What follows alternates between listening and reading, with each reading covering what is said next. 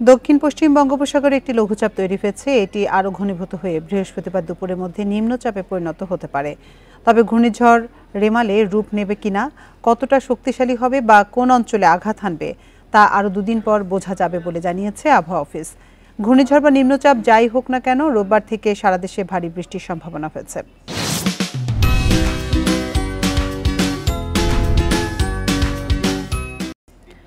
এদিকে গত কয়েকদিন ধরে রাজধানী সহ দেশের বিভিন্ন এলাকায় আবারও বেড়েছে গরমের তীব্রতা। ঢাকা, চট্টগ্রাম, যশোর সহ ৯ জেলা এবং সিলেট বিভাগে বয়ে যাচ্ছে মৃদু তাপপ্রবাহ।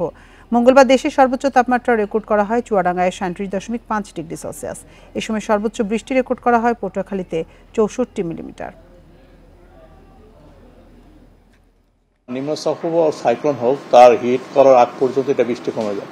তবে যখন একটা যে সিস্টেমটা গ্রো করেছে, এই সিস্টেমটা যখন কোস্টের কাছাকাছি চলে আসবে, সেই সময় বৃষ্টি বেড়ে যাবে এবং দেখা যাচ্ছে যে আপনার ২৫ তারিখ পর থেকে সারা দেশে একটা ভারী বর্ষণের সম্ভাবনা রয়েছে। এটা বেসিক্যালি ২৫, ২৬, ২৭ তারিখে। এটা যদি সাইক্লোন নাও হয়, তারপরও একটা ভালো বৃষ্টির সম্ভাবনা রয়েছে।